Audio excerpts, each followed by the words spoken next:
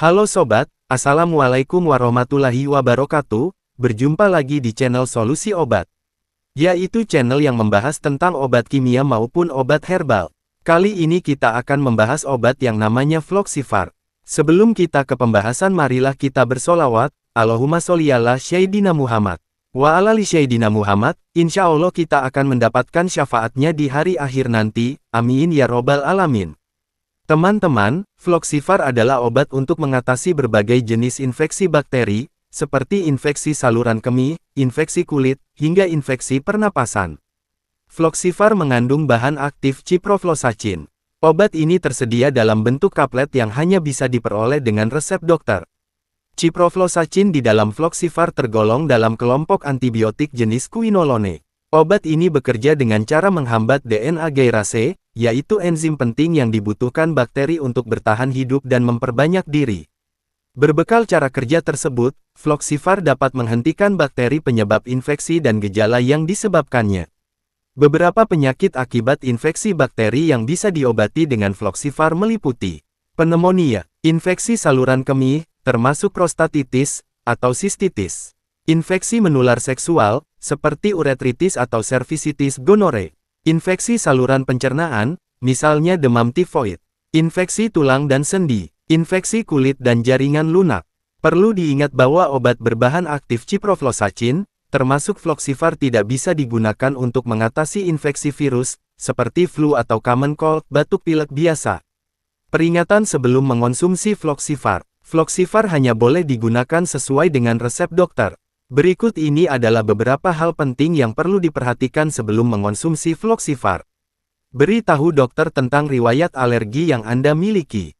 Floxifar tidak boleh digunakan oleh orang yang alergi terhadap obat ini atau obat lain dari golongan quinolone, seperti levofloxacin dan moxifloxacin. Informasikan ke dokter jika Anda pernah atau sedang menderita miastenia gravis, penyakit ginjal, penyakit liver, diabetes, radang sendi, tendinitis, serta gangguan elektrolit, seperti hipokalemia dan hipomagnesemia. Beritahu dokter jika Anda atau keluarga pernah atau sedang menderita penyakit kardiovaskular, seperti hipertensi, aterosklerosis, atau aneurisma aorta.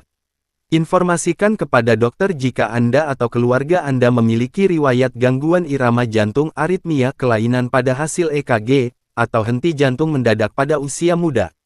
Informasikan kepada dokter jika Anda memiliki kelainan genetik tertentu, seperti defisiensi G6PD, sindrom Ehlers-Danlos, atau sindrom Marfan. Dosis dan aturan pakai Floxifar.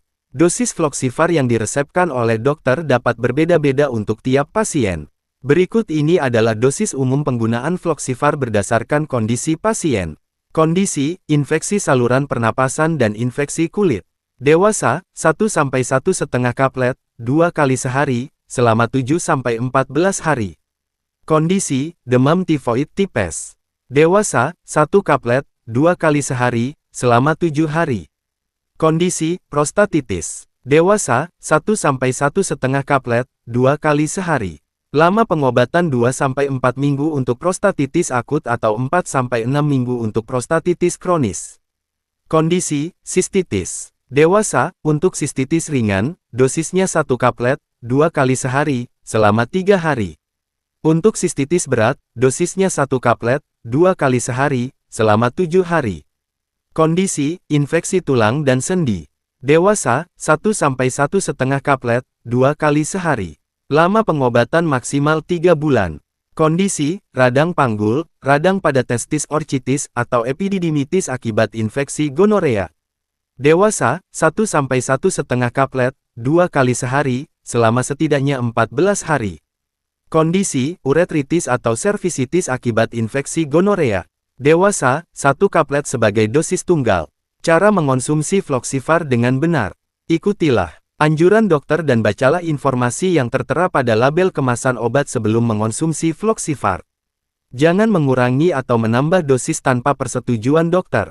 Berikut ini adalah cara menggunakan Floxifar dengan benar yang perlu Anda ketahui agar memperoleh hasil pengobatan yang maksimal. Konsumsilah Floxifar saat atau sesudah makan untuk mencegah timbulnya sakit mah. Telan kaplet Floxifar secara utuh dengan bantuan air putih. Jika Anda baru saja mengonsumsi susu maupun produk olahan susu, sebaiknya tunggu setidaknya 2 jam sebelum minum Floxifar. Konsumsilah Floxifar secara teratur sesuai anjuran dokter. Jika Anda lupa atau terlewat, segera minum obat ini begitu teringat. Namun, jika jadwal minum obat berikutnya sudah kurang dari 6 jam, abaikan dosis yang terlewat dan jangan menggandakan dosis pada waktu selanjutnya. Jangan menghentikan pengobatan sebelum waktu yang ditentukan oleh dokter meski gejala yang diderita sudah membaik sebelum obat habis. Hal ini dapat menyebabkan infeksi kambuh dan lebih sulit diobati. Efek samping dan bahaya Floxifar.